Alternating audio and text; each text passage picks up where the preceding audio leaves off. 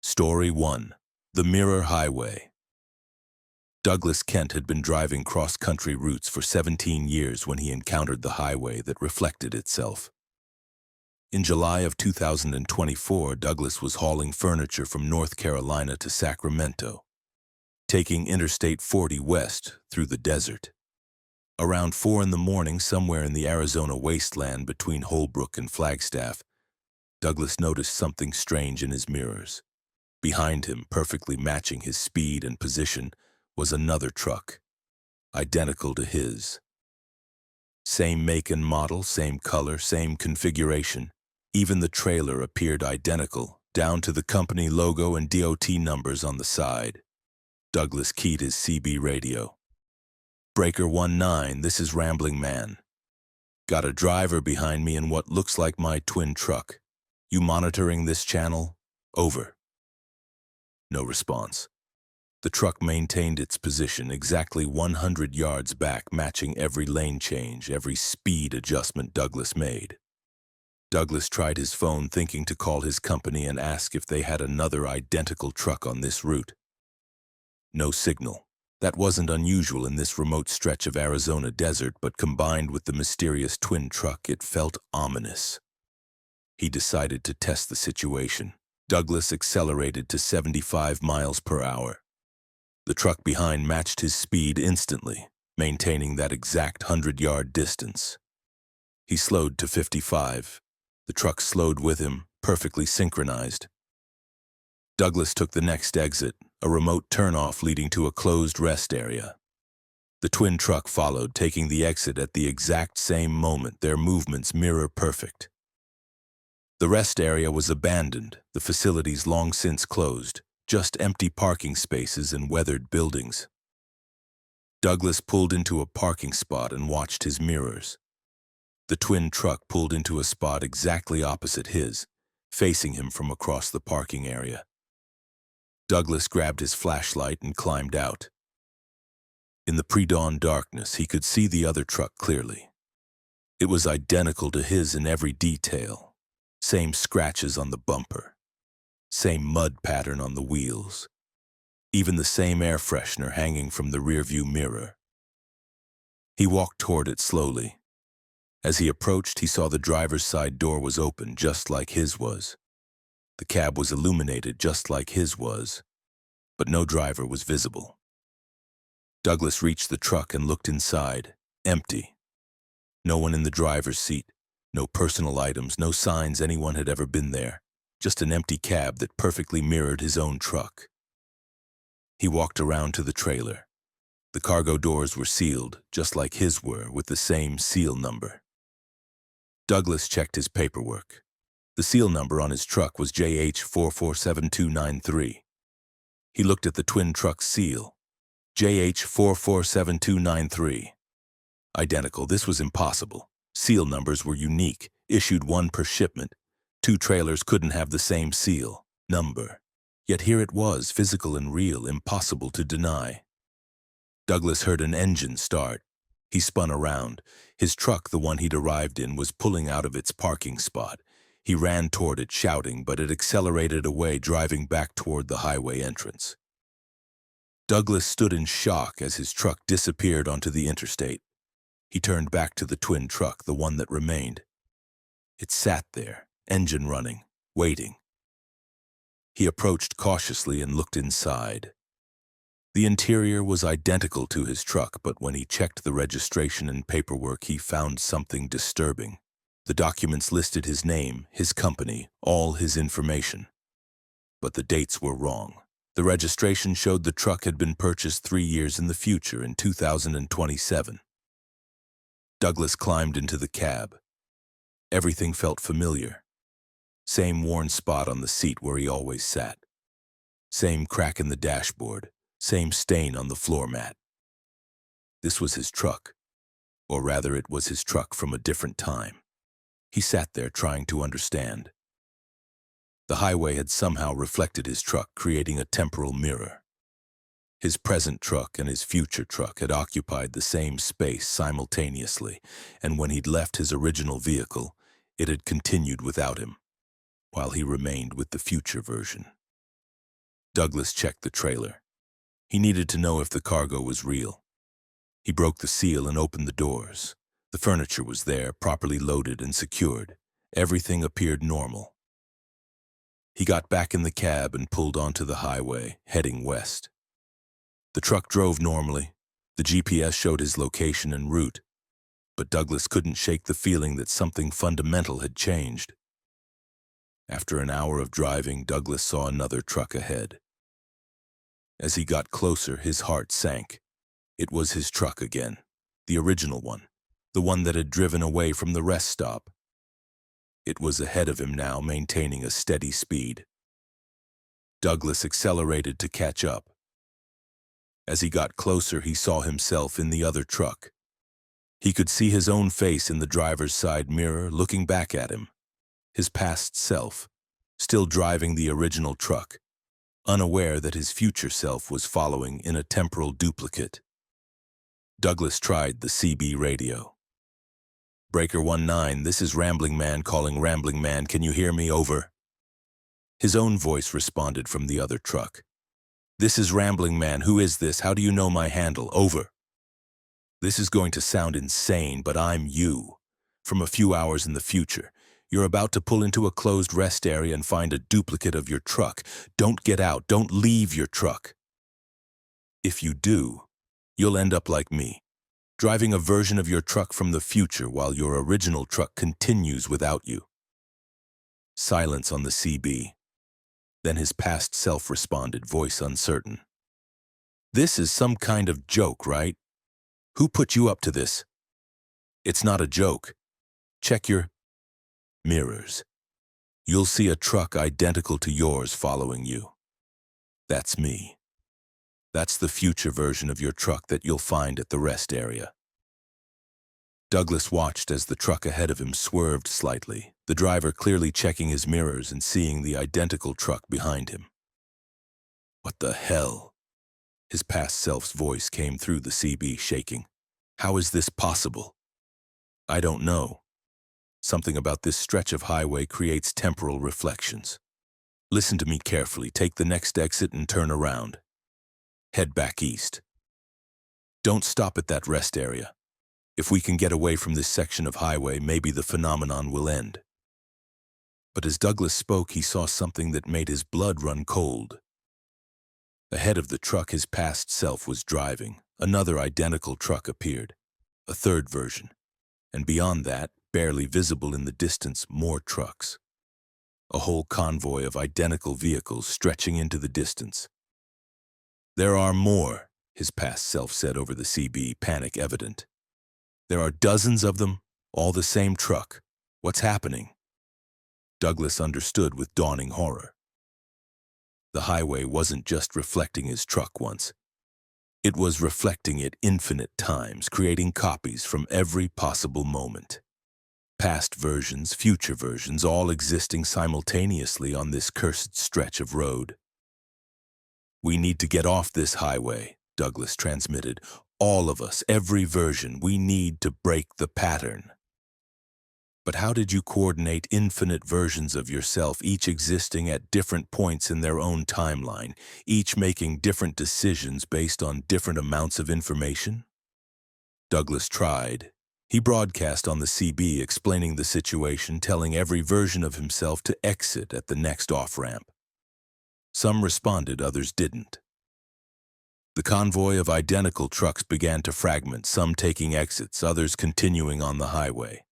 Douglas took an exit that led to a small state highway heading north. He watched his mirrors as other versions of his truck made different choices. The convoy split and split again, each version pursuing its own path based on its own understanding of the situation. Douglas drove for 20 miles on the state highway, seeing no other versions of himself. Maybe he'd escaped. Maybe by leaving Interstate 40 he'd broken free of the temporal reflection phenomenon. He pulled into a truck stop to refuel and collect himself. As he pumped diesel, he noticed other truckers staring at him. One older driver approached. "That your rig?" the man asked, pointing at Douglas's truck. "Yeah, why?" "Because there's one just like it on the other side of the pumps. Identical, down to the company logo and the scratches on the bumper. Douglas walked around the pump island. There it was, another version of his truck currently being fueled by another version of himself. Their eyes met across the distance. Both Douglas Kents stared at each other, each seeing his own face, reflected in impossible reality. The other Douglas walked over. "You're from the Mirror Highway too?" "Yeah, I thought I'd escaped." "Same, but I don't think we can escape. I think once you're reflected, once the highway creates copies of you, those copies exist permanently. We're not temporal anomalies that will fade away. We're real. All of us, every version." Douglas felt dizzy. So there are dozens of us, all driving identical trucks, all trying to complete the same delivery?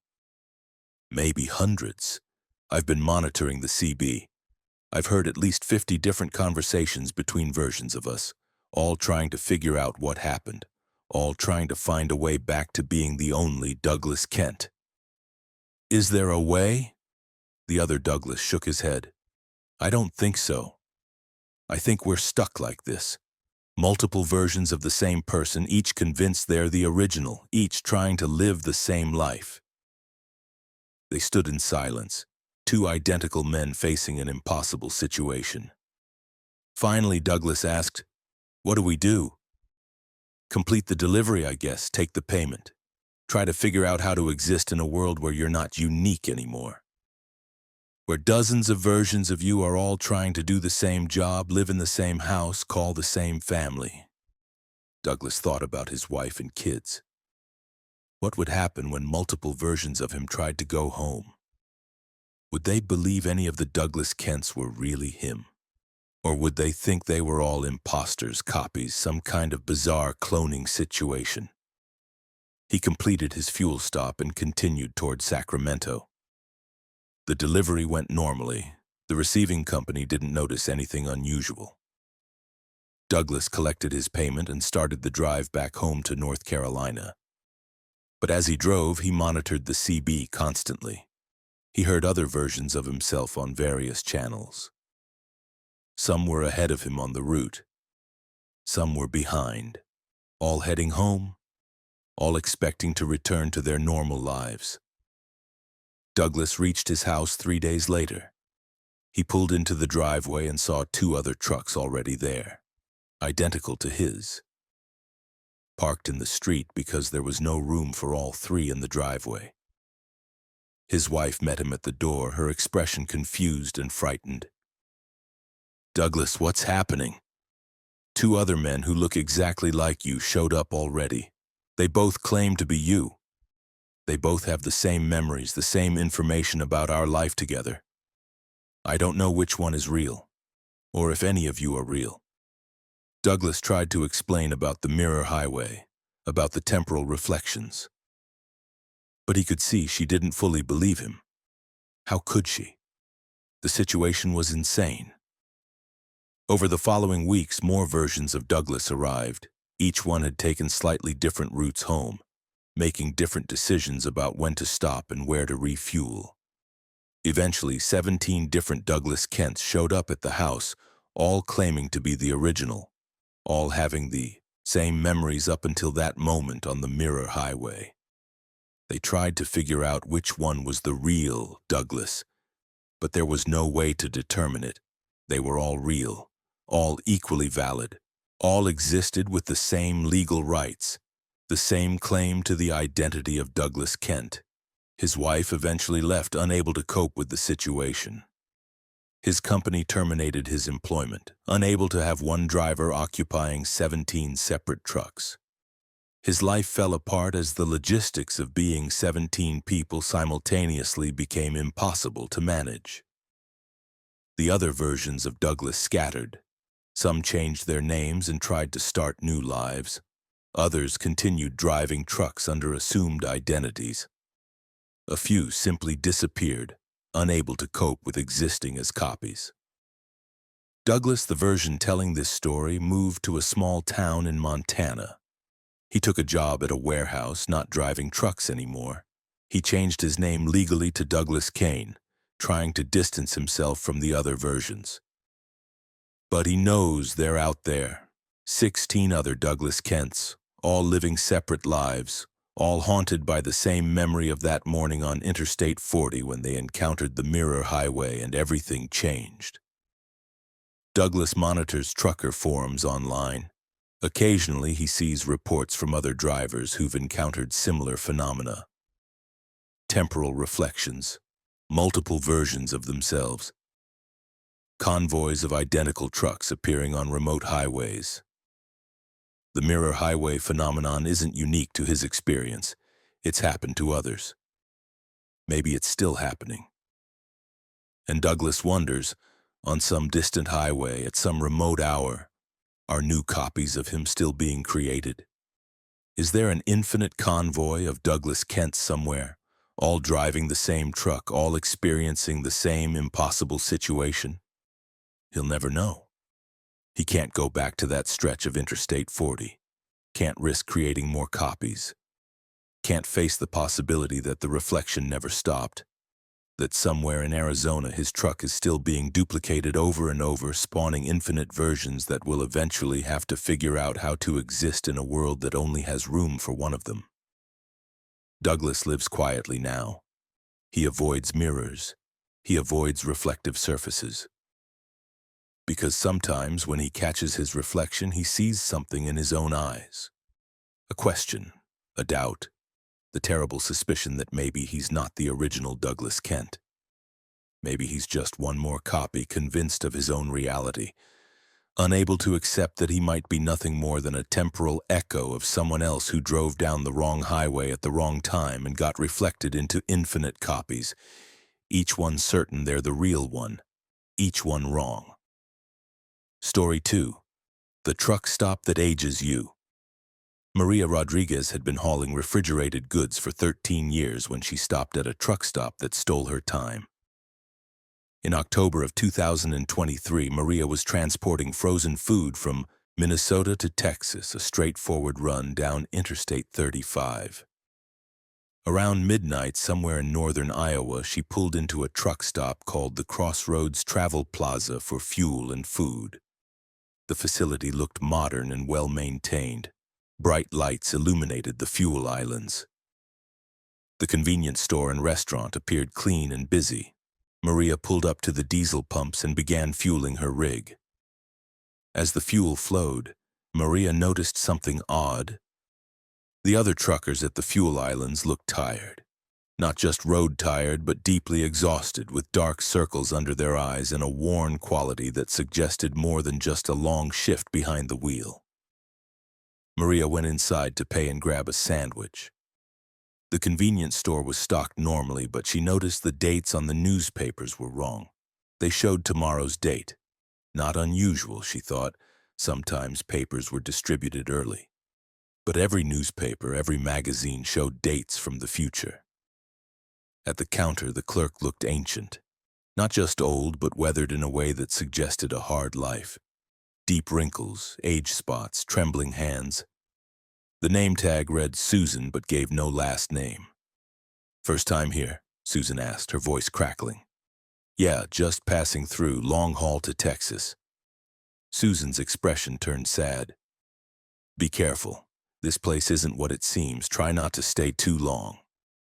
Maria paid and left, the clerk's cryptic warning nagging at her. She returned to her truck and resumed her journey south. An hour down the road, Maria glanced in her rearview mirror and gasped. The face looking back at her was wrong, older. She had wrinkles that hadn't been there an hour ago, gray streaks in her hair where there had been none. Maria pulled over immediately and checked herself in the mirror. She looked years older. Not dramatically so, but noticeably. She pulled out her phone and opened the camera app, checking herself from multiple angles. The aging was real. She'd aged at least 5 years in the hour since leaving the truck stop. Panic set in. Maria tried calling her husband. When he answered, his voice sounded different, older, tired. "Maria, where are you? You said you'd be home 3 days ago. I've been worried." 3 days? I left Minnesota yesterday. I'm in Iowa." Maria, you left Minnesota 5 days ago. Are you okay? You sound confused. Maria checked the date on her phone. October 23rd. But she'd left Minnesota on October 18th. That was 5 days ago. She'd lost 4 days somehow. Or gained them. Time was wrong. She looked in the mirror again. Her face looked even older now. How was this possible? Maria pulled back onto the highway and drove as fast as she dared. She needed to get home to figure out what was happening. But as she drove, she felt herself aging. Her joints ached. Her vision blurred slightly. Her hands on the steering wheel looked more weathered, more spotted. She was aging in real time. Years passing in hours. Maria pulled into another truck stop, a normal one this time, and ran to the restroom. She looked at herself in the bright fluorescent lights. She was old. Not elderly, but middle-aged, where she'd been young just hours ago.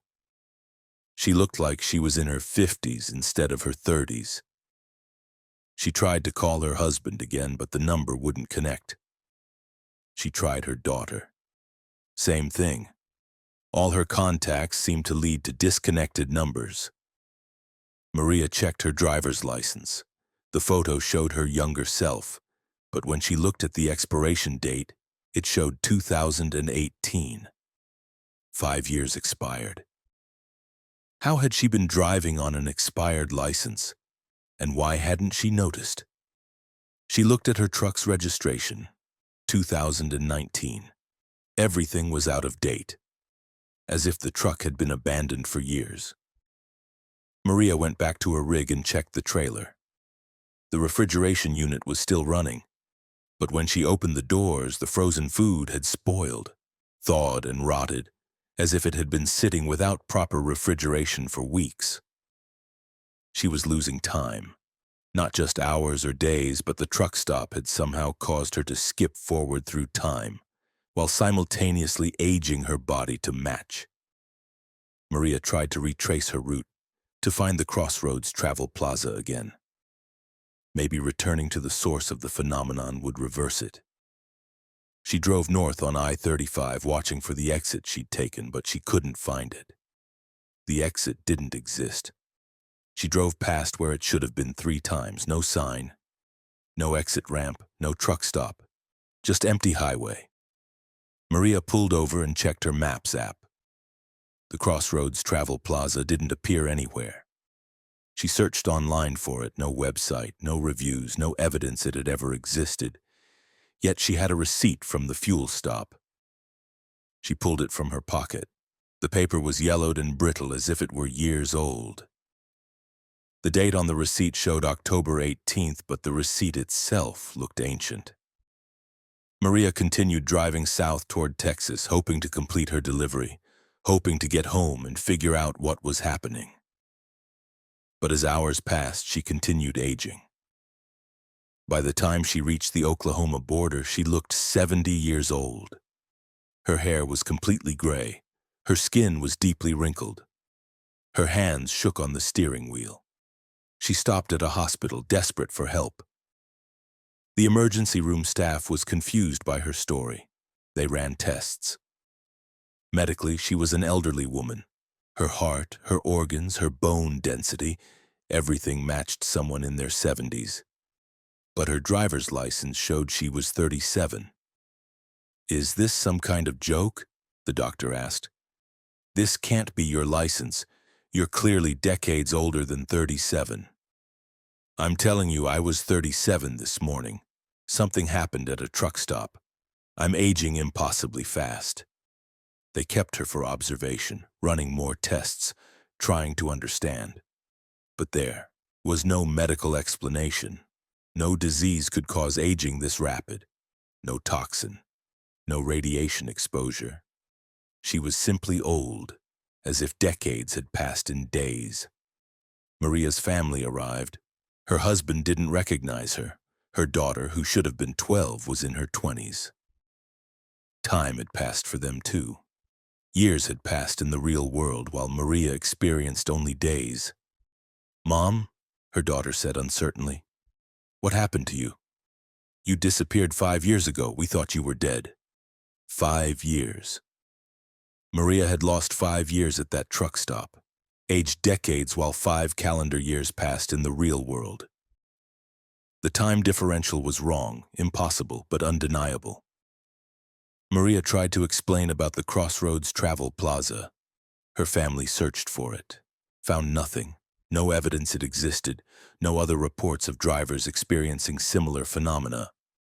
But Maria searched trucker forums online, using her daughter's phone. She found threads deep in obscure forums where other drivers reported similar experiences. Truck stops that shouldn't exist, stops where time moved differently. Drivers aging impossibly fast after visiting certain facilities. One thread was particularly detailed. A driver called Big Rig Joe described stopping at a place called the Crossroads Travel Plaza in Iowa. He'd aged 20 years overnight, lost his job, his family, his entire life because no one believed what had happened to him. The thread was 7 years old. Maria contacted Big Rig Joe through the forum's messaging system. Days later, she received a reply. It's real. I've found 12 other drivers who experienced the same thing. We're trying to figure out what that place is. Best theory is it's some kind of temporal anomaly, a location where time flows at a different rate. When you stop there, you enter a time-dilated space. Hours inside equal years outside. And your body ages to match the external time flow. We're working on finding it again, documenting it, proving it exists. But it's like it moves. Different drivers reported at different locations, always called the Crossroads, always with the same effects. If you want to help, join our group. We're determined to stop this from happening to other drivers.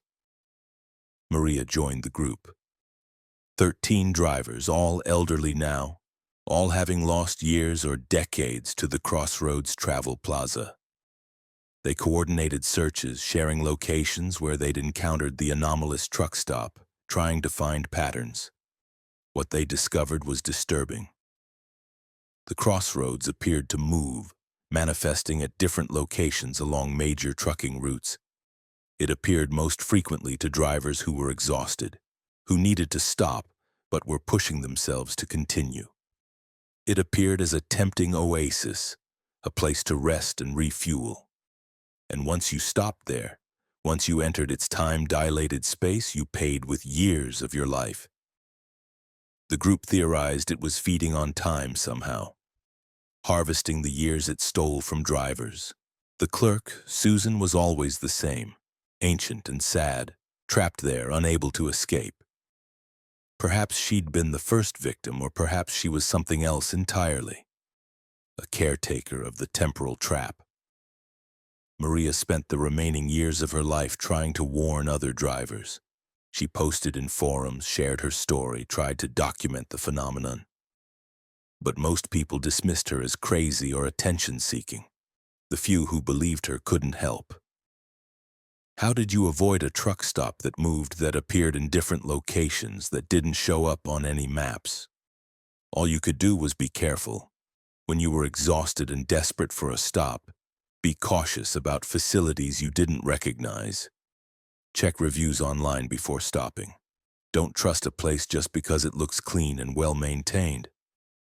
Because the Crossroads Travel Plaza looked perfect. That was part of its trap. Maria died at age 92, though only 20 years had passed since that night in Iowa. Her actual age was 57, but her body had aged decades and days. At her funeral, her daughter shared her story. Most people thought it was a tragic case of early-onset aging disease combined with dementia. But in the back of the church, 3 other elderly truckers attended. Members of Maria's group. They knew the truth. They'd lived it.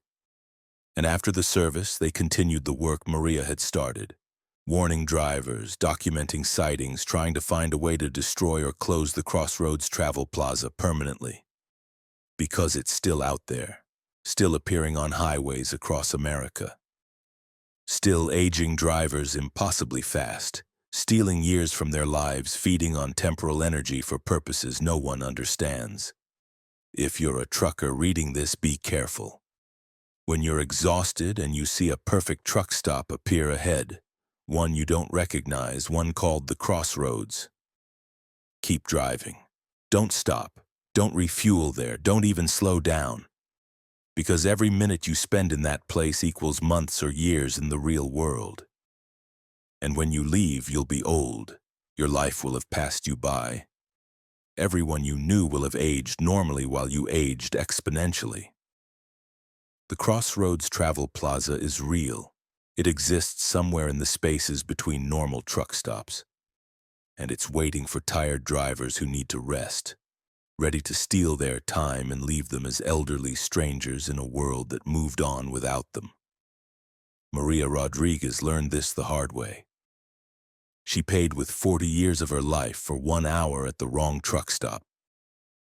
Don't make the same mistake. Stay alert, stay suspicious, and never ever stop at the crossroads. Story 3. The Cargo That Screamed. James Patterson had been hauling freight for 16 years, specializing in overnight runs where he could drive in peace without heavy traffic.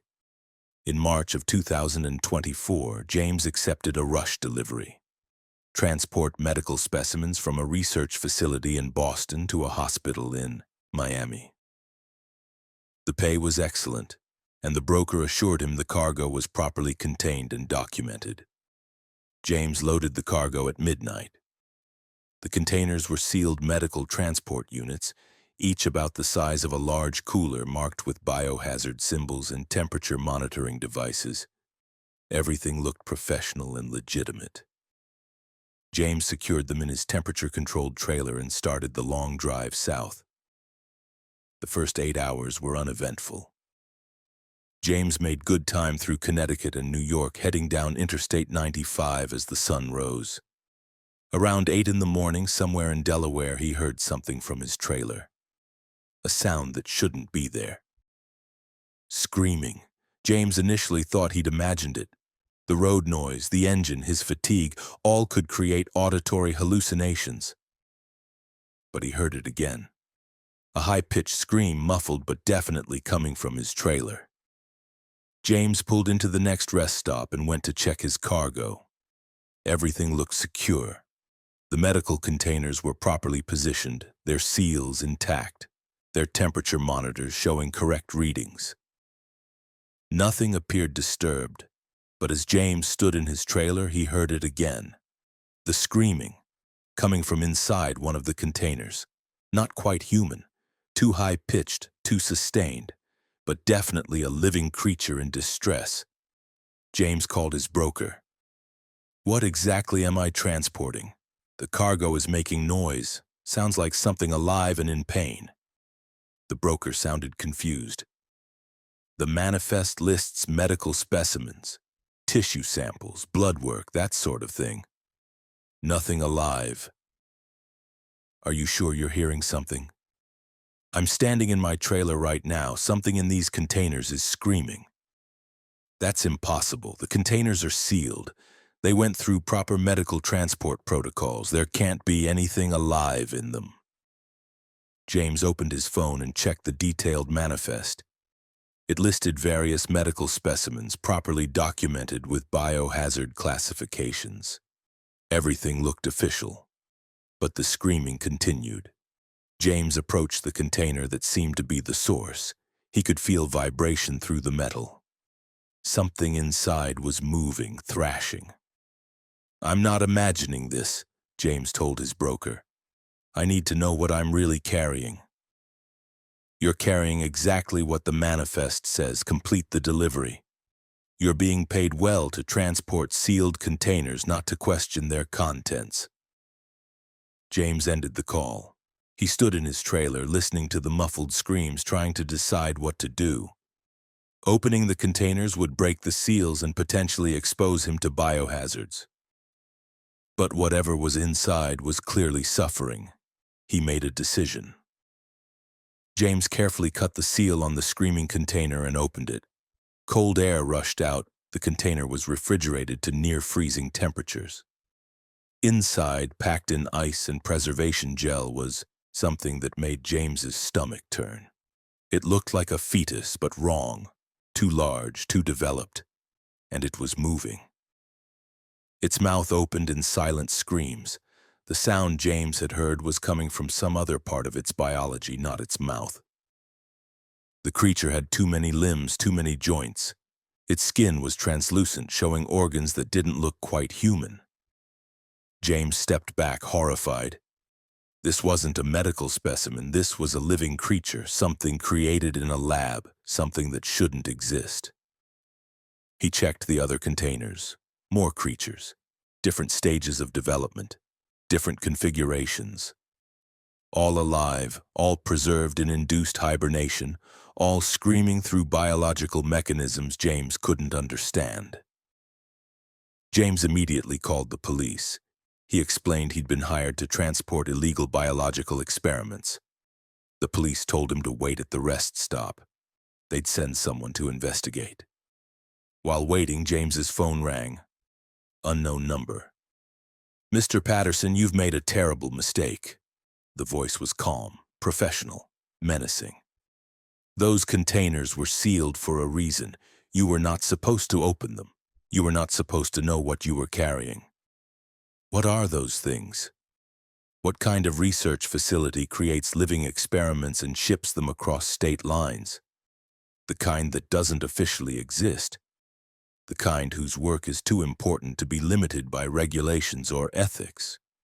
You were selected as the transport specifically because your background check showed you ask few questions and complete deliveries reliably. You weren't supposed to disappoint us."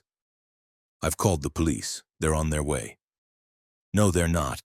The call you made was rerouted. You spoke to our people, not law enforcement. No one is coming to help you, Mr. Patterson. You're alone in a rest stop with cargo you weren't supposed to see." James looked around the rest stop. It was empty. Completely empty. No other vehicles. No travelers. Even the rest stop building looked abandoned, which was impossible. It had been active when he'd pulled in 20 minutes ago. "What do you want?" James demanded. "Continue your delivery, reseal the containers, complete the transport, forget what you saw. You'll be compensated with triple the agreed rate. Refuse and you'll join the specimens in their containers. We need test subjects for the next generation, living humans to see how they interact with the subjects. Your choice." James ran from his trailer, thinking to escape in his truck. But when he reached the cab, he found someone sitting in the driver's seat. A woman in a lab coat, her expression blank. "Hello, James. I'm Dr. Sarah Chen. I'm here to ensure you make the right decision." James backed away. "Stay away from me. I'm not transporting those things." "Those things, as you call them, represent decades of research. They're the future of medical science. Hybrid organisms designed to grow replacement organs, to test drugs without using animals, to advance human knowledge. Yes, they're alive. Yes, they suffer. That's unfortunate but necessary. It's illegal. It's immoral.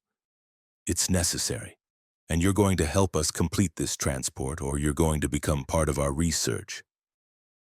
"I'd prefer the first option." "You seem like a reasonable man." Dr. Chen pulled out a syringe. "This is a compound that induces selective amnesia. You'll forget the last hour. You'll remember loading sealed containers and agreeing to transport them to Miami. You'll complete the delivery, take your payment, and move on with your life. Or I can use this other syringe, which induces paralysis. You'll be conscious but unable to move while we load you into one of the containers alongside the specimens. Your choice. You have 30 seconds to decide." James looked around desperately for escape. The rest stop remained empty. No help was coming. He made a decision. "I'll take the amnesia. I'll complete the delivery, just don't hurt me." Dr. Chen smiled. "Wise choice. Hold out your arm." James extended his arm. Dr. Chen injected him with the syringe. Immediately, James felt dizzy. The world blurred. He stumbled and fell to his knees. When James woke, he was in his truck driving down the highway. Sunlight streamed through the windshield. His GPS showed him on Interstate 95 in Virginia heading south. He had no memory of the past several hours. He checked his logs. According to the system, he'd been driving normally. No stops except for fuel. Everything looked routine. But James felt wrong. Disconnected. Like he'd lost something important but couldn't remember what. He completed the delivery to Miami without further incident. The receiving facility was a legitimate-looking hospital. Staff in medical scrubs unloaded the containers efficiently, checking seals and paperwork. Everything appeared professional. James collected his payment, triple the original quote as promised, and started the drive back north. But something nagged at him, a feeling he was forgetting something crucial. He checked his arms and found an injection mark, fresh from recently. Why had he been injected? He had no memory of any medical procedure. James began investigating. He researched the facility he'd picked up from in Boston. It existed, but its research focus was vague, hidden behind layers of corporate structures and classified government contracts. He found forum posts from other truckers who'd transported cargo for similar facilities. Some reported missing time. Others reported vague memories of seeing things they shouldn't have seen. A few disappeared entirely, their trucks found abandoned with no sign of the drivers. James realized he'd been part of something illegal and dangerous, and they'd erased his memory to protect their secrets. He tried to remember that missing time, underwent hypnosis therapy. Slowly, fragments returned, screaming, creatures in containers. A woman with a syringe. Threats. The more he remembered, the more James wished he could forget again. Because knowing what he'd transported, knowing what he'd been forced to deliver under threat of becoming an experiment himself, was worse than not knowing. James quit trucking after that delivery. Too many routes might lead him back to facilities like that one. Too many brokers might be fronts for illegal research operations. Too many sealed containers might hold horrors he'd be better off never knowing about. He works in a warehouse now. Safe, predictable, no long-haul routes. But sometimes he wakes from nightmares of creatures screaming, of scientists with syringes, of waking up in a container next to hybrid organisms, becoming part of an experiment that official records will never acknowledge. And James knows the research continues. The creatures are still being created, still being transported in sealed containers, still screaming in their frozen prisons. Other truckers are hauling them right now, unaware or coerced, moving illegal biological experiments across the country under cover of legitimate medical transport. The screaming cargo exists. It travels our highways every day. And drivers like James who discover the truth are silenced with drugs that erase memories or worse, become test subjects themselves, their trucks found empty on the side of the road, the drivers never seen again, presumably stored in containers alongside the other specimens, conscious but unable to escape, screaming through biological mechanisms no one outside the labs can hear. Story 4. The Way Station That Weighs Souls. Raymond Foster had driven trucks for 19 years without incident. He followed regulations scrupulously, maintained his equipment perfectly, and stopped at every weigh station as required by law. In September of 2022, Raymond was hauling steel beams from Pittsburgh to Denver when he pulled into a weigh station in western Kansas that measured something other than truck weight. The station appeared normal. Standard configuration with scales built into the road, a small office building, signs indicating all commercial vehicles must enter. Raymond pulled onto the scales and waited for the system to register his weight and give him clearance to continue. But the display didn't show a weight in pounds. Instead, it showed a number, 73.2. Raymond frowned. That couldn't be right. His fully loaded rig weighed over 70,000 pounds, not 73. He waited for the system to correct itself. A voice came over the loudspeaker. "Driver, proceed to the office for inspection." Raymond parked and walked into the office. Inside, a man in a Department of Transportation uniform sat behind a desk, but something about him seemed off. Too still, too perfect, like a mannequin come to life. "Raymond Foster," the man said without checking any documents. "You're showing 73.2 on the scales. That's concerning." "I don't understand. My truck should weigh over 70,000 pounds. "We're not measuring your truck's weight, Mr. Foster. We're measuring your soul's weight, 73.2 kilograms. That's below the minimum threshold for commercial drivers." Raymond stared at him. "What are you talking about? Souls don't have weight. This is some kind of joke." In 1901, Dr. Duncan McDougall conducted experiments attempting to weigh the human soul. He concluded it weighed approximately 21 grams. He was wrong, of course. Souls vary in weight based on the moral choices made during a lifetime. Good choices add weight. Bad choices reduce it.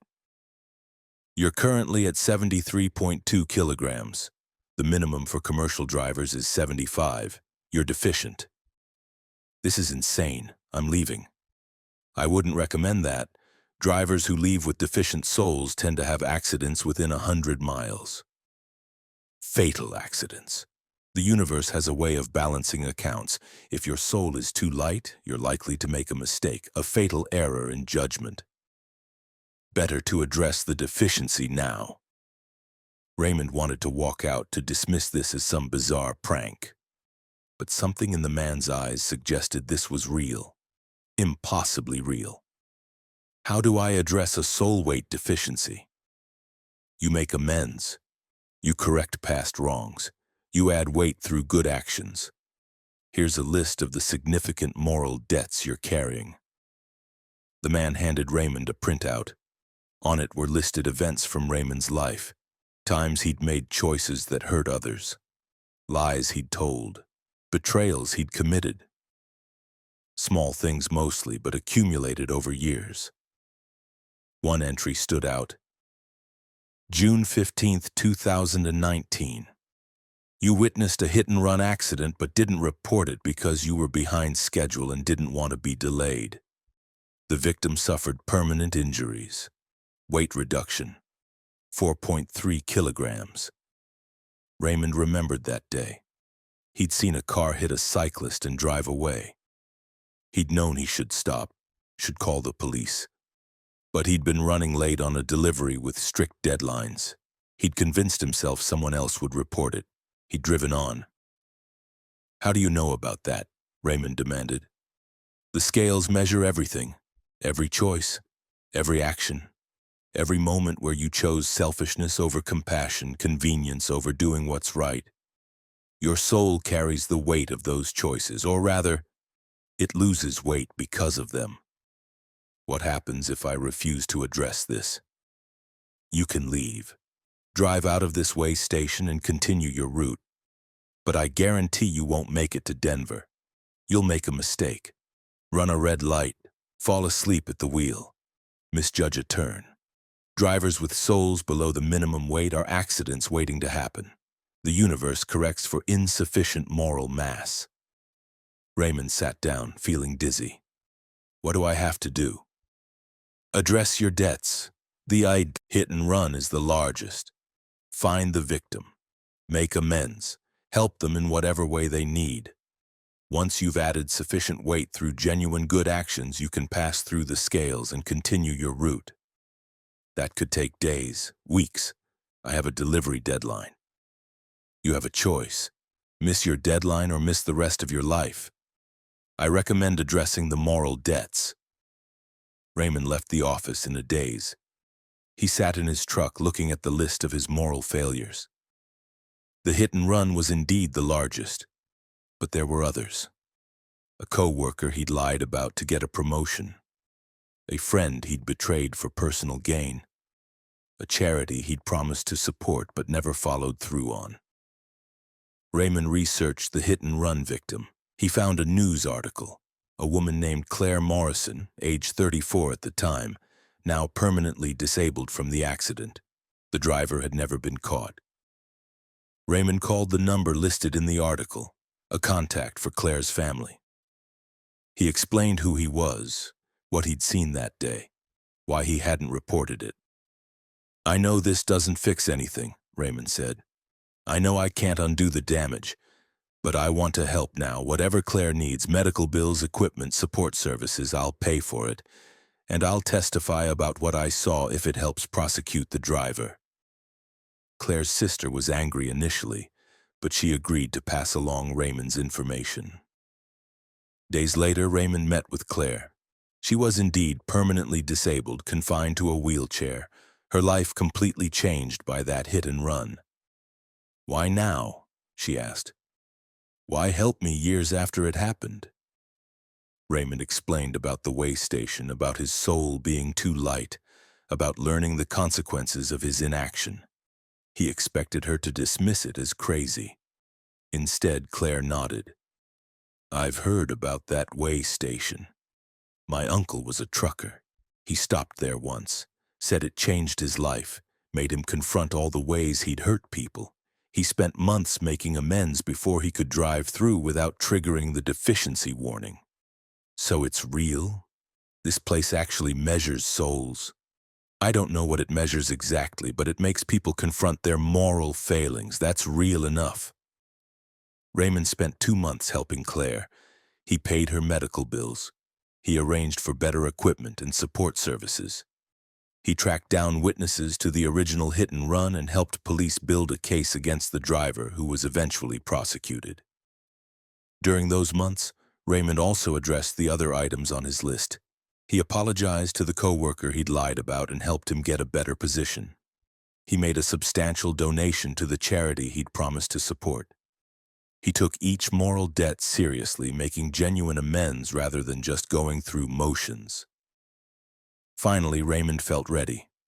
He drove back to Kansas, to the way station. He pulled onto the scales. The display showed 82.7. The voice over the loudspeaker said, "Congratulations, Mr. Foster. Your soul weight is now above the minimum threshold. You're cleared to continue your route. Drive safely." Raymond continued to Denver, completing his delivery weeks late. His company wasn't happy about the delay. They suspended him for a month without pay. But Raymond didn't care. He'd addressed moral debts he'd been carrying for years. He'd made amends for choices that had hurt others. His soul, whatever that meant, was heavier now. Stronger.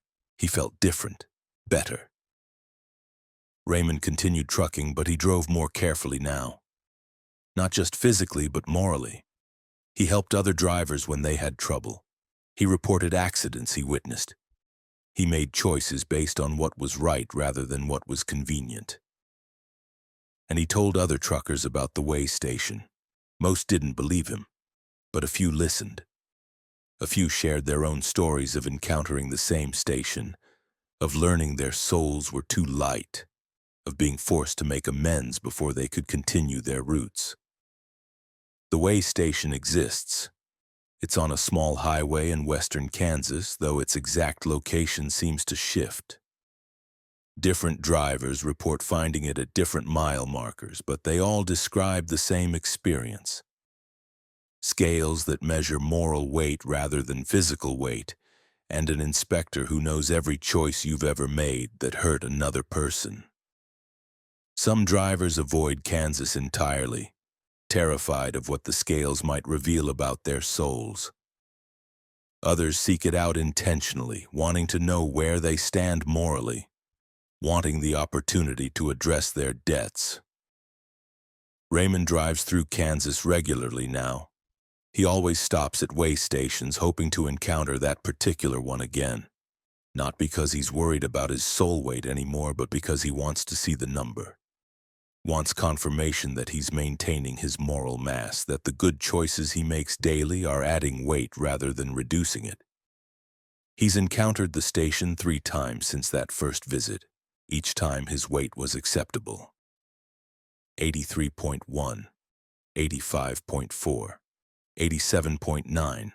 slowly increasing as he continues to make choices that help others rather than just serving himself. Raymond knows now that the universe keeps accounts, that every choice has weight, literally, that souls can be measured and drivers with insufficient moral mass are dangerous to themselves and everyone around them.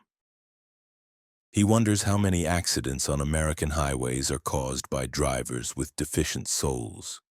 Drivers who made too many selfish choices, who hurt too many people, whose moral weight dropped below the minimum threshold.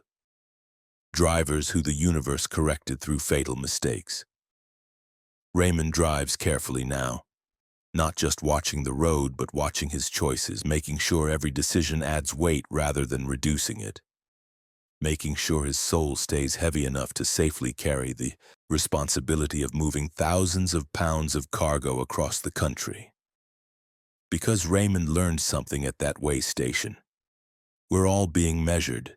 The scales might not be visible at every stop, but they're always there, totaling our choices, weighing our souls, determining whether we're safe to continue our journey or whether we're accidents waiting to happen.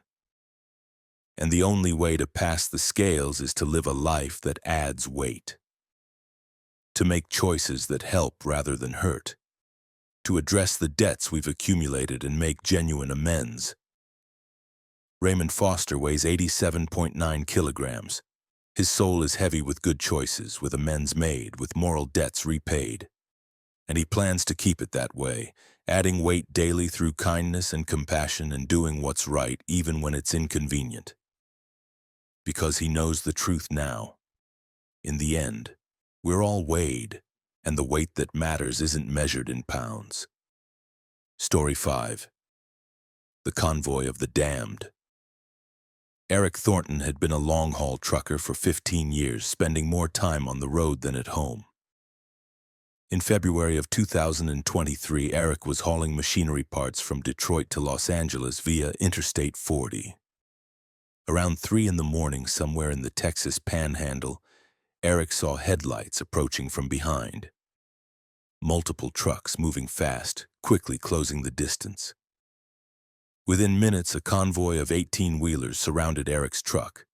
6 trucks total, 3 ahead of him, 2 on either side, 1 directly behind. They boxed him in completely, matching his speed exactly, maintaining perfect formation. Eric tried to slow down. The convoy slowed with him. He tried to accelerate. They accelerated, maintaining the same spacing. He was trapped in the center of a moving formation with no way to break free. Eric keyed his CB radio. "Breaker 19, this is Desert Wolf. The convoy surrounding me. What's your status? Over." Static answered. Then a voice, distorted and layered as if multiple people spoke simultaneously. "You're part of the convoy now, Eric.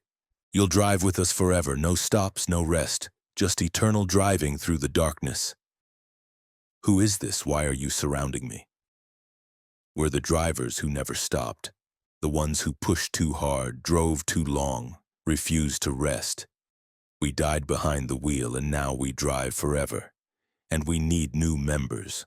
The convoy must grow." Eric felt ice in his veins. He remembered stories other truckers told. Urban legends about ghost convoys that appeared on lonely highways, trapping living drivers, forcing them to join an eternal drive. "I'm not dead," Eric transmitted. "I'm alive. Let me go." "Not for long. Stay with the convoy long enough and you'll fall asleep. You'll crash. And then you'll be like us, dead but still driving. Forever." Eric looked at the trucks surrounding him. Their cabs were empty. No drivers visible in any of them. The trucks drove themselves, guided by something that wasn't human. He tried to break formation, jerking his wheel hard to the right. But his steering wouldn't respond. His truck continued straight, locked in position by some force he couldn't understand. Eric checked his instruments. Fuel gauge showed empty, but his engine continued running. Speedometer showed 80 miles per hour, but the landscape outside barely seemed to move. Time felt wrong, distorted, like he was experiencing hours compressed into minutes. The voice on the CB continued, You're feeling it already, the fatigue, the drowsiness. Your body needs rest, but the convoy doesn't stop. You'll try to stay awake. They all do. But eventually you'll fail. You'll close your eyes just for a second. And that's when the accident happens. That's when you die and join us permanently. Eric forced his eyes open wide. He slapped his face. He cranked up the radio, blasting music. He opened the window, letting cold air blast him. Anything to stay awake. But he was exhausted. He'd been driving for 14 hours before the convoy surrounded him. He'd planned to stop soon, to get his mandatory rest. But now he couldn't stop. The convoy wouldn't let him. Hours passed. Or was it minutes? Time felt meaningless. The highway stretched endlessly ahead, unchanging. The same broken white lines, the same dark sky, the same empty landscape. Like they were driving through a loop, covering the same ground repeatedly. Eric tried his phone. No signal. He tried the emergency GPS beacon all commercial trucks carried. It wouldn't activate. He was cut off, isolated in a moving prison made of steel and ghost trucks. His eyes drooped. He shook his head violently, trying to clear it. But the fatigue was overwhelming. His body demanded sleep. His brain was shutting down despite his desperate efforts to stay conscious. "That's it," the voice on the CB encouraged. "Give in. Close your eyes. Join us. The convoy needs you." Eric spotted a road sign ahead. Rest area 2 miles. If he could make it to the rest area, maybe he could break free. Maybe the convoy couldn't follow him off the highway. But as they approached the rest area, Eric's steering still wouldn't respond. His truck continued straight, locked in the convoy's formation. They passed the exit without slowing. Eric was running out of options. He couldn't steer, couldn't stop, couldn't call for help. He was trapped in a moving formation with ghost trucks, slowly succumbing to fatigue that would kill him and bind him to the convoy forever. In desperation, Eric reached for his circuit breakers. If he couldn't control the truck, maybe he could disable it. He pulled the main breaker, killing power to his truck's electrical systems. The engine died. His truck began to slow. But the convoy didn't adjust. The truck behind him should have rear-ended him, but instead it passed through his truck like smoke. All 6 convoy trucks passed through Eric's slowing vehicle, incorporeal and unaffected by physical contact. Eric's truck rolled to a stop on the shoulder. The convoy continued down the highway, disappearing into the darkness. He watched their taillights fade, relief flooding through him. But the voice on the CB returned, no longer distorted, just sad and resigned. "You escaped this time, Eric, but the convoy will find you again. It always does. Once you've been marked, once you've driven with us, you're part of the pattern. We'll surround you again. Eventually, you'll be too tired to escape, and then you'll join us for real." Eric sat on the shoulder for 2 hours, shaking, unable to drive. When dawn came, he called for a tow, claiming mechanical issues. He had his truck checked thoroughly at a shop. Everything was fine mechanically. No explanation for why his steering had locked or why pulling the breaker had been necessary. Eric completed his delivery to Los Angeles, but he quit trucking immediately after. He couldn't risk encountering the convoy again. Couldn't risk being trapped in that formation, slowly succumbing to fatigue until he crashed and died and joined the eternal drive. He took a job at a warehouse. Day shift, normal hours. No overnight driving, no lonely highways. But Eric monitors trucker forums obsessively. He reads reports from other drivers who've encountered the convoy. 6 ghost trucks surrounding living drivers, trapping them, waiting for fatigue to cause the fatal crash that would add them to the convoy's number. Some drivers escape like Eric did. They disable their trucks and wait for the convoy to pass. Others aren't so lucky. They're found crashed on the side of the road, dead behind the wheel, their trucks crushed, but their bodies showing signs they died from falling asleep rather than the impact.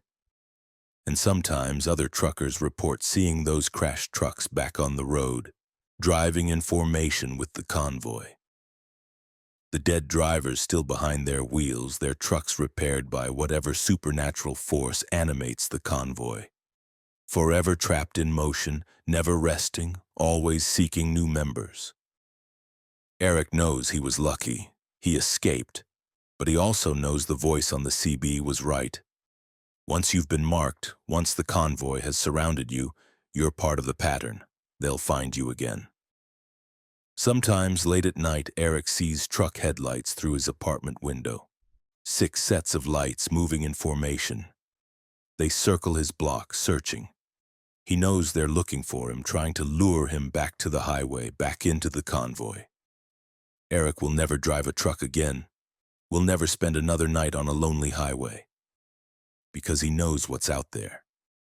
Knows that somewhere in the Texas Panhandle and on highways across America, the convoy of the damned continues its eternal drive, seeking living drivers to trap, waiting for fatigue to claim them, growing its numbers one crash at a time. The convoy is real. Ask any trucker who drives overnight. Most will deny it. But some, the ones who've encountered it and escaped, they'll tell you the truth. They'll warn you never to let yourself get surrounded by 6 trucks moving in perfect formation. Never to drive when you're exhausted.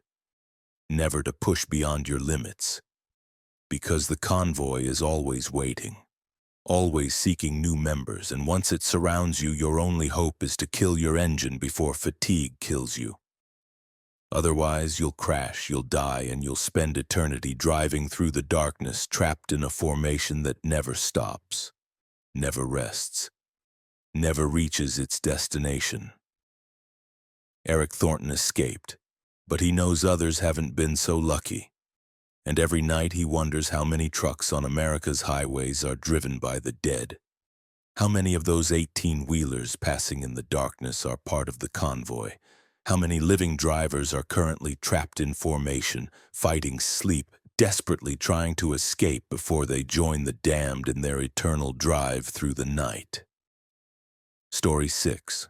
The Road That Eats Memory. Sandra Mitchell had been driving professionally for 18 years when she took a route that erased her identity. In May of 2024, Sandra was hauling electronics from San Francisco to Portland via Interstate 5. It was a familiar route she'd driven dozens of times. But somewhere in Northern California, Sandra took a detour that changed everything. Construction signs indicated Interstate 5 was closed ahead due to an accident. The detour route led onto a state highway Sandra didn't recognize. The road was well maintained but completely unmarked. No route numbers, no mile markers, no signs indicating what highway this was. Sandra followed the detour for 20 miles, expecting to rejoin Interstate 5. But the road continued through empty forest, twisting and turning, never seeming to lead back to the main highway. Sandra checked her GPS. It showed her still on Interstate 5, which was impossible. She was clearly on a different road. She tried her CB radio, hoping to contact other truckers. Only static answered. After 40 miles, Sandra noticed something disturbing. She couldn't remember her name. She knew she was a trucker, knew she was driving electronics to Portland, but her actual name, her identity was gone from her memory. She checked her driver's license. Sandra Mitchell, age 42. But seeing the name didn't trigger recognition. It was like reading a stranger's ID. Sandra pulled over, panic setting in. She tried to remember her family. Nothing. Her home address, blank. Her entire personal history was erased, leaving only her professional knowledge intact. She checked her phone for contacts, hoping to call someone who could help her remember. But the contact list was empty. The phone showed no call history, no messages, no photos, like it had been factory reset. Sandra tried to turn around to drive back the way she'd come, but the road had changed. Behind her was different now. Instead of the twisting forest road she'd driven, there was only a straight, empty highway stretching to the horizon. She continued forward, hoping to find a town, another person, anyone who could help. But the road remained empty. No other vehicles, no buildings, just endless pavement through forest. After hours of driving, Sandra found a rest area. She pulled in desperately, hoping to find help. The facility was standard: restrooms, picnic tables, information boards, but it was completely deserted. Sandra checked the information boards. Maps showed a highway she didn't recognize. The rest area name was listed as Memory Point, which seemed ominous. Inside the restroom, Sandra found graffiti scratched into a stall door. "The road takes who you are. You can only be a driver now. Nothing else. Driver 47. More messages covered the walls, each from someone identified only as driver, followed by a number. All described the same phenomenon: taking this road erased their identities. They couldn't remember their names, their families, their lives before becoming truckers. They existed only as drivers, their entire identities reduced to their profession. Sandra found a marker in her truck and added her own message. Driver 73, May 2024. I was Sandra Mitchell. I had a family. I had a life. Now I only remember driving. If you find this, don't stay on this road. Turn back before it takes everything." She wrote the number 73 because that's how many different driver numbers she'd counted in the graffiti. 73 people had been trapped on this road before her, all losing their identities, all reduced to just being drivers. Sandra continued north, determined to escape this cursed highway. But as she drove, she lost more memories. Her professional history vanished, training, experience, knowledge, all erased. She kept driving because it was instinctive, automatic, but she couldn't remember how she'd learned. Eventually, Sandra forgot why she was driving, forgot her cargo, her destination, her purpose. She existed only in the moment, mechanically operating a truck, following a road that went nowhere. Time became meaningless. Sandra drove for what might have been days or weeks. She didn't stop for sleep or food, didn't need to. Her body functioned on autopilot while her mind was a blank slate, empty of identity, purpose, or memory. Then suddenly, Sandra found herself on Interstate 5. Real Interstate 5 with route markers and traffic and all the normal signs of civilization. She was approaching Portland, exactly where she was supposed to be delivering her cargo. Sandra pulled into the delivery location in a daze. Workers unloaded her trailer. Everything was normal, routine, professional. "You okay?" one of the workers asked. "You look confused." Sandra struggled to speak. "I don't know who I am."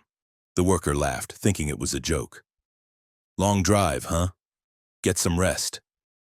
Sandra collected her paperwork and payment, then sat in her truck trying to understand what had happened. She checked her phone. All her contacts were back. Call history, messages, photos, everything restored as if it had never been erased. She looked at her driver's license again. Sandra Mitchell. This time, the name felt familiar. Memories began returning. Her family, her home, her life history, everything flooding back like a dam breaking. But Sandra also remembered the road, the highway without markers, the rest area called Memory Point. The graffiti from 73 drivers who'd lost themselves. She researched obsessively, found no information about a detour route in that area, no highway matching the description, no rest area called Memory Point. Like it didn't officially exist, but Sandra found online forums where other truckers described similar experiences. Taking unmarked detours, losing their memories, driving for hours or days while their identities were erased. Eventually finding themselves back on normal highways with their memories restored, but haunted by the experience. One trucker posted a theory. The road was a filter, a test. It took everything away to see if you could still function as a pure driver, stripped of personality and history. Those who could drive without identity, without purpose, purely on instinct. They were returned to normal highways with their memories restored. Those who couldn't handle the emptiness, who needed identity to function, were never heard from again. Sandra counted the driver numbers she'd seen in the graffiti. 73. But forum posts suggested hundreds of drivers had experienced the memory road, which meant most who entered that highway never made it back. They remained there, driving endlessly, their identities permanently erased, reduced to pure function without personality. Sandra quit long-haul trucking after that experience. She took local routes, staying close to home, avoiding any possibility of detour routes or unmarked highways. She couldn't risk encountering that road again. But she thinks about the drivers still there. Driver 1 through driver 73 and beyond. All those people who lost their identities and never got them back. Are they still driving that endless highway? Still operating their trucks on pure instinct? Empty vessels moving cargo through a space that exists outside normal geography? Sandra doesn't know, but she watches for detour signs now with extreme caution. Never follows routes that aren't explicitly marked. Never trusts construction signs that lead onto highways without route numbers. Because the memory road is real. It exists somewhere in the spaces between normal highways. And once it takes your identity, you might never get it back. You might become driver number whatever, your name and life erased, your existence reduced to pure function, driving forever through a landscape that exists only to strip away who you are and leave behind only what you do. Sandra Mitchell survived. She got her identity back. But she knows others weren't so lucky. And she wonders when she sees trucks on the highway with drivers who seem absent, who stare straight ahead without personality or presence, whether they're people who escaped the memory road but didn't get everything back. Whether they returned to normal highways but remained partially empty, driving out of habit rather than purpose, existing without fully remembering who they used to be. The road takes memory. It takes identity. It takes everything that makes you a person and leaves only the function of driving. And somewhere out there, it's still taking detours, still trapping drivers, still erasing identities one person at a time. Don't follow the unmarked detours. Don't trust highways without route numbers. And if you find yourself on a road that feels wrong, that seems to stretch forever without destination, turn back immediately. Before it takes who you are and leaves only what you do.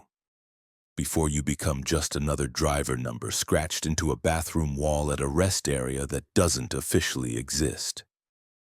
Story 7. The passenger who wasn't there. Michael Torres had been hauling freight for 20 years, always driving solo, never picking up hitchhikers. It was a firm rule he'd never broken, until November of 2023, when he found a passenger in his truck who had always been there but never existed. Michael was driving from Phoenix to Seattle, taking Interstate 5 through California. Around midnight, somewhere south of Sacramento, he glanced at his passenger seat and saw someone sitting there. A man in his 30s wearing casual clothes, staring straight ahead through the windshield. Michael jerked the wheel in shock, nearly losing control. He'd been driving alone all day. No one had been in the passenger seat. Where had this person come from? "Who the hell are you?" Michael demanded, pulling onto the shoulder. "How did you get in my truck?" The passenger turned to look at him with blank eyes. "I've been here the whole time, Michael. I'm always here. You just usually don't see me. That's impossible. I've been alone all day." "Have you?" The passenger smiled. "Check your memory carefully. Really remember. Haven't I been here all along?" Michael tried to remember. He'd started in Phoenix that morning, loaded his cargo, started driving, alone, right? But as he focused on the memories, they seemed uncertain. Had there been someone in the passenger seat? The memories were fuzzy, incomplete. "You're confused because I exist in a quantum state," the passenger explained.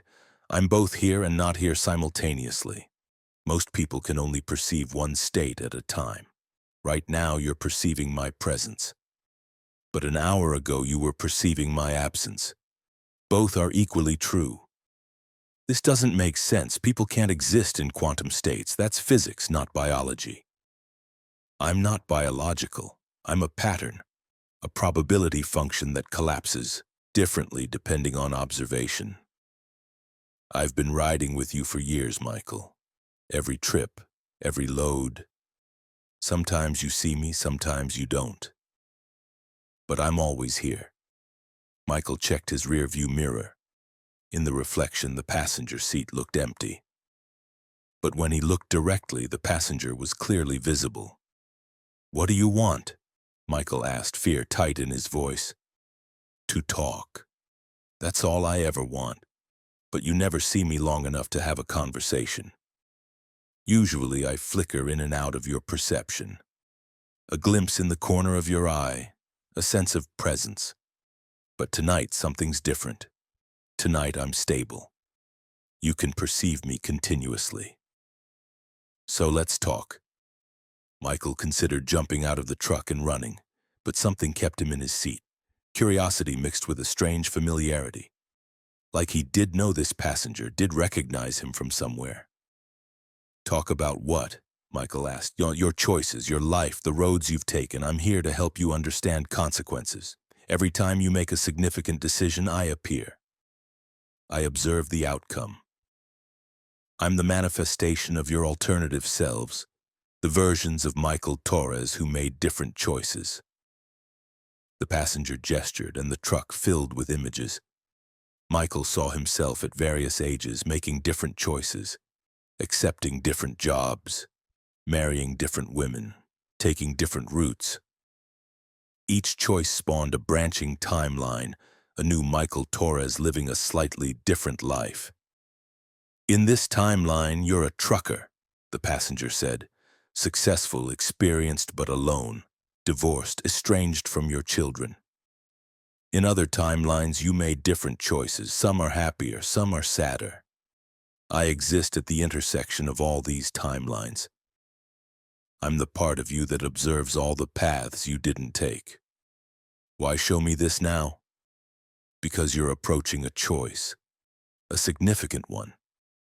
In 20 miles, you'll encounter a situation. How you respond will determine which timeline you continue in. I'm here to help you understand what's at stake." Michael drove, unsettled but unable to deny the passenger's reality. 20 miles later, he saw it. A car on the shoulder, hazard lights flashing. A woman standing next to it, waving for help. "This is the choice," the passenger said. "And do you stop or keep driving?" Michael's rules said never stop, never get involved, stay on schedule. But the woman looked desperate. "Show me the timelines," Michael said. What happens if I stop? What happens if I drive past?" The passenger gestured again. Images filled the truck. Timeline 1. Michael stops. The woman is genuinely in trouble. He helps her, calls for assistance. They talk while waiting. She's heading to see her sick father. Michael's kindness makes a difference in a difficult moment. They exchange numbers. 6 months later, they're dating. A year after that, married. Michael's life gains meaning, connection, happiness. He reconciles, with his children having learned from his past mistakes. He dies at 83, surrounded by family, his life rich with love. Timeline 2. Michael drives past, stays on schedule, maintains his rules. The woman waits for hours before getting help. Michael completes his delivery on time, returns home to his empty apartment, continues his solitary existence, retires alone, dies at 76 in a nursing home, no visitors, no family, his life defined by efficiency and isolation. "Those are the extremes," the passenger explained. "Many variations exist between them, but the core choice is the same. Connection or isolation, help or indifference, love or efficiency." Michael looked at the woman on the shoulder, looked at the passenger, looked at the roads ahead, literal and metaphorical. If I see the future, does it affect my choice? Am I really choosing or just acting on knowledge of outcomes? You're always choosing based on some prediction of outcomes. I'm just making that prediction more accurate. Free will exists in the choice to value connection over convenience, people over schedules. The specific outcomes may vary, but the principle remains. Michael pulled onto the shoulder behind the woman's car. He climbed out, leaving the passenger in the truck. He helped the woman. Jennifer was her name. Her car had overheated. Michael called a tow truck and waited with her. They talked. She was indeed heading to see her sick father in Seattle. Michael was heading to Seattle too. I can give you a ride, Michael offered. My company's policies technically don't allow passengers, but in an emergency, Jennifer accepted gratefully. She climbed into Michael's truck, into the passenger seat, where the quantum passenger had been sitting. Michael looked, but the strange passenger was gone, or rather transformed. Jennifer was real, physical, present. But Michael felt an echo of the other passenger's presence, like different timelines had collapsed into this one. Like the quantum possibility had resolved into concrete reality. They drove to Seattle together, talked for hours, shared stories, connected. By the time Michael dropped Jennifer at the hospital, he'd agreed to have coffee with her the next day. The relationship developed exactly as the timeline vision had shown. Dating, love, marriage, reconciliation with his children. A life defined by connection rather than isolation. Michael drove trucks for another 15 years before retiring. He never saw the quantum passenger again. But sometimes in his peripheral vision he sensed a presence, a reminder of roads not taken, choices not made, timelines that existed as possibilities but never became reality. And Michael was grateful. Grateful he'd seen the passenger that night. Grateful for the vision of possible futures. Grateful he'd made the choice to stop, to help, to connect. Because the passenger was right. We're all approaching choices constantly.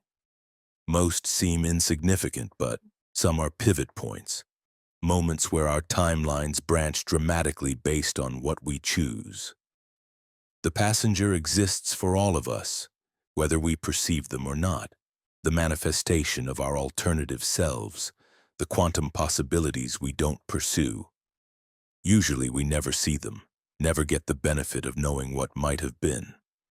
But sometimes on lonely highways, in moments of uncertainty, the passenger appears. Shows us the roads ahead, helps us understand what's at stake, and then vanishes, leaving us to make our choices with full knowledge of their consequences. Michael Torres saw his passenger, made his choice, lived the timeline that led to love rather than isolation. And he's grateful every day for that quantum probability function that collapsed into reality in the form of a woman stranded on a highway, needing help from a trucker who almost drove past but didn't. The passenger is always there, sitting beside us, observing our choices, waiting for the moment when perception shifts and we see them clearly. And when we do, when we face our quantum passenger and understand the weight of our choices, we have the opportunity to select the timeline we truly want. Not the efficient one, not the safe one, not the one that follows all the rules, but the one that leads to connection, love, and a life rich with meaning. Michael chose well. And somewhere, in all the other timelines where different Michael Torreses made different choices, quantum passengers still sit in empty trucks waiting for their drivers to see them and understand what's truly at stake on the roads we travel. Story 8. The Final Delivery. Christopher Webb had been driving trucks for 24 years when he received a delivery assignment that shouldn't have existed. In January of 2024, Christopher was contacted by a broker he'd never worked with before, offering an unusual job. Transport a sealed container from a warehouse in New Orleans to an address in rural Maine. The pay was extraordinary, 10 times the normal rate for that distance and cargo weight. "What's in the container?" Christopher asked. "That information is confidential. The container is sealed and must remain sealed. You're being paid for discretion and reliability. Do you accept?" Christopher needed the money. His truck needed expensive repairs. His daughter needed tuition money. Against his better judgment, he accepted. The container was loaded at midnight. It was approximately 8 feet long, 3 feet wide, 3 feet tall. Made of brushed metal with no markings except a serial number. Heavy based on how the loading equipment strained. And cold. Christopher could feel coolness radiating from it even standing several feet away. He secured it in his temperature-controlled trailer and started the long drive north. The route took him up the East Coast through cities and countryside, a journey he'd made dozens of times before. Around Maryland, Christopher heard something from the container. A sound like breathing, slow, rhythmic, mechanical, or biological, he couldn't tell which. He pulled over and checked the trailer. The container sat secured, its seals intact. But the breathing sound was definitely coming from inside, and the metal was frosting over, ice crystals forming on its surface despite the trailer being temperature-controlled at 50 degrees. Christopher called the broker. "There's something alive in this container. I can hear it breathing. What am I really transporting?" "You're transporting a sealed container. That's all you need to know. Continue your delivery. Do not open the container under any circumstances. Do not stop except for fuel. Complete the delivery and you'll receive your payment." "I'm not comfortable with this. I'm returning the cargo." "Mr. Webb, read your contract carefully. Section 12, subsection C. You've accepted legal responsibility for the cargo. If you abandon it or return it undelivered, you're liable for its full value, which is listed as $8 million. Can you afford an $8 million liability?" Christopher checked the contract on his tablet. The clause was there, buried in legal language. He was trapped. He had to complete the delivery or face financial ruin. He continued driving, but his unease grew with every mile. The breathing from the container became louder, and now he heard other sounds, scratching, like something inside was trying to get out. In Connecticut, Christopher stopped for fuel. While pumping diesel, another trucker approached. "What you got in your trailer?" the man asked. "I can hear it from here. Sounds like it's alive." "I don't know. Sealed container. I was told not to open it." "Man, you better find out. If you're transporting something illegal and you get caught, you're the one going to prison, not the broker who hired you." Christopher knew the trucker was right. He returned to his trailer and stood before the container, trying to decide what to do. The breathing and scratching continued. Whatever was inside wanted out. Christopher made a decision. He broke the seal. The container opened with a hiss of escaping cold air. Frost billowed out, obscuring Christopher's vision. When it cleared, he saw what was inside. A person, or what had been a person. Suspended in some kind of gel, tubes and wires connected to their body, keeping them alive in a state between life and death. The person's eyes were open, staring at Christopher with desperate pleading. Christopher stumbled back, horrified. This wasn't cargo. This was a human being kept in suspended animation, being transported like freight. He tried to wake the person to remove the tubes, but he didn't know how without potentially killing them. He called 911, explaining he'd discovered a person sealed in a container he was hired to transport. Police and paramedics arrived. They extracted the person carefully. A woman, late 30s, unresponsive but alive. The paramedics recognized the equipment. It was experimental cryogenic suspension technology not yet approved for human use. The police detained Christopher, questioning him about human trafficking. He showed them his contract, his communication with the broker. Everything he knew, which was very little. Detectives investigated. The broker's company was fake, registered to a shell corporation that didn't officially exist. The warehouse in New Orleans where Christopher had picked up the cargo had been empty for years. The delivery address in Maine was a vacant lot. The woman in the container was eventually identified. Dr. Rachel Winters, a biomedical researcher who disappeared 3 months earlier. She'd been working on illegal human experimentation for a shadowy organization. When she tried to quit, they'd put her into cryogenic suspension and were transporting her to a facility where they could either eliminate her or force her to continue her research. Christopher had unwittingly been recruited to transport a kidnapped scientist. The extraordinary pay was compensation for carrying illegal human cargo. The sealed container was meant to prevent discovery. Christopher wasn't charged. Investigators determined he was an unknowing participant. But his trucking career was over. His company terminated him for accepting a delivery without proper documentation. Other companies wouldn't hire him, viewing him as a liability. Dr. Winters recovered but was placed in witness protection, her testimony crucial in prosecuting the organization that had kidnapped her. She met with Christopher once before disappearing into her new identity. "Thank you for opening the container," she said. "Another day in suspension might have caused permanent brain damage. You saved my life by breaking your contract. I lost everything. My career, my reputation, my daughter had to drop out of college because I can't afford tuition anymore." Dr. Winters handed him an envelope. Inside was a check for $2 million. From a settlement fund. The organization's assets were seized. Victims and those who helped us are being compensated. It won't fix everything, but it's something. Christopher took the money, paid off his debts, covered his daughter's tuition, but he never drove a truck again. The experience had taught him that some cargo isn't worth the payment, no matter how extraordinary. That sealed containers can hide terrible things. That the highest-paying jobs are often the most dangerous. He works in logistics now, an office job, coordinating shipments but never transporting them himself.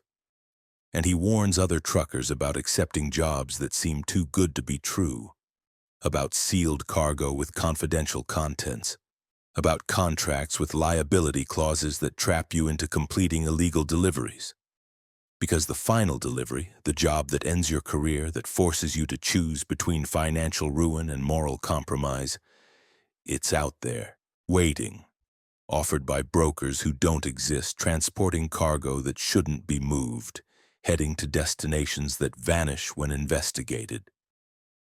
Christopher Webb received that final delivery, made his choice, opened the container instead of completing the transport, lost his career but saved a life and maybe in some way saved himself. Because he learned that not all cargo is freight. Some of it is human, some of it is living, breathing suffering, and when you transport that kind of cargo unknowingly, when you discover what you're really carrying, you have to decide: complete the delivery and be complicit in something terrible, or break your contract and face the consequences. Christopher chose to break the contract, to save Dr. Winters even if it meant destroying his own life. And he believes that was the right choice, even though it cost him everything he'd worked for over 24 years. The final delivery comes for every trucker eventually. That one job that tests who you really are, that forces you to choose between money and morality, that makes you decide what you value more, your career or your conscience. When that delivery comes, Christopher hopes other truckers make the choice he did, that they open the sealed containers, that they report what they find, that they refuse to be unknowing accomplices in trafficking humans, in moving illegal experiments, in transporting horrors that belong in nightmares rather than on America's highways. Because the final delivery is always waiting, always being offered, always tempting exhausted drivers with extraordinary pay for questionable cargo. And someone accepts it every day, loading sealed containers into their trailers, thinking it's just another job. not realizing they're transporting something that will force them to choose between everything they've built and everything they believe. Christopher Webb made his choice, lost his career, gained his soul, and he hopes his story warns other drivers to be careful what contracts they accept, what cargo they agree to transport, what final deliveries they allow to become their last.